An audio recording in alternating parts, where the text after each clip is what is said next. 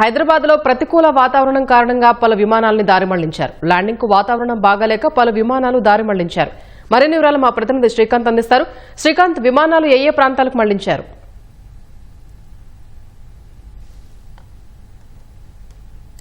నిన్న అర్ధరాత్రి సమయంలో దాదాపు అర్ధరాత్రి 1 గంట 2 గంటల సమయంలో శంషాబాద్ అంతర్జాతీయ విమానాశ్రయం చేరుకోవాల్సిన పలు విమానాలను కూడా సరైన వాతావరణం లేక, అంటే వాతావరణం అనుకూలించకపోవడంతో వాటిని దారి మళ్లించారంటే శంషాబాద్ అంతర్జాతీయ విమానాశ్రయంలో పూర్తిగా క్రౌడీగా ఉండడం వల్ల ల్యాండింగ్ కు అనుకూలించకపోవడంతో ఆ విమానాలను కూడా దారి మళ్లించారు. అందులో లక్నో నుంచి శంషాబాద్ అంతర్జాతీయ విమానాశ్రయానికి వచ్చే ఫ్లైట్ తో పాటు కోల్కతా నుంచి హైదరాబాద్ కు వచ్చేది, ముంబై నుంచి హైదరాబాద్ లో వచ్చే విమానం, జైపూర్ నుంచి హైదరాబాద్ కు వచ్చే విమానాలు, ఈ 4 విమానాలు కూడా వివిధ ఆయా రాష్ట్రాల నుంచి ఆయా రాష్ట్రాలకు సంబంధించిన విమానాశ్రయాల నుంచి శంషాబాద్ అంతర్జాతీయ విమానాశ్రయానికి రావాల్సి ఉండగా వాతావరణం అనుకూలించకపోవడంతో ఆ విమానాలను బెంగళూరుకు తరలించారు.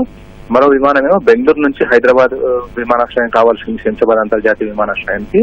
ఇక్కడ వాతావరణం అనుకూలించకపోవడంతో బెంగళూరు నుంచి బయలుదేరిన విమానాన్ని విజయవాడకు తరలించారు. ఈ విధంగా 5 విమానాలు షెడ్యూల్ ప్రకారం అర్ధరాత్రి ఇక్కడికి చేరుకోవాల్సి ఉండగా వివిధ కారణాల వల్ల, అంటే ల్యాండింగ్ అనుకూలించకపోవడం, ప్రతికూల వాతావరణం ఉండడంతో వాటిని కొన్ని విమానాలను, అంటే ఈ లక్నో, కోల్కతా, ముంబై, జైపూర్ నుంచి వచ్చే 4 విమానాలను బెంగళూరుకు పంపించారు. బెంగళూరు నుంచి హైదరాబాద్ రావాల్సిన విమానం, ఆల్రెడీ బయలుదేరిన విమానాన్నేమో విజయవాడకు పంపించారు. అయితే తిరిగి తెల్లవారుజామున తర్వాత ఉదయం వాతావరణం అనుకూలించడంతో ఎక్కడెక్కడికైతే డైవర్ట్ చేశారు ఆ ఫ్లైట్స్, అంటే బెంగళూరు ఈ 4 విమానాశ్రయం నుంచి బెంగళూరు డైవర్ట్ చేసిన 4 విమానాలు కూడా తిరిగి హైదరాబాద్ విమానాశ్రయం చేరుకున్నాయి.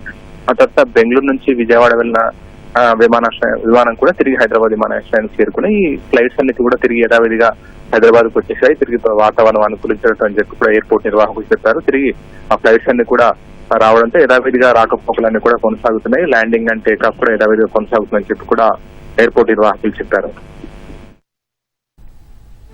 ధన్యవాదాలు శ్రీకాంత్.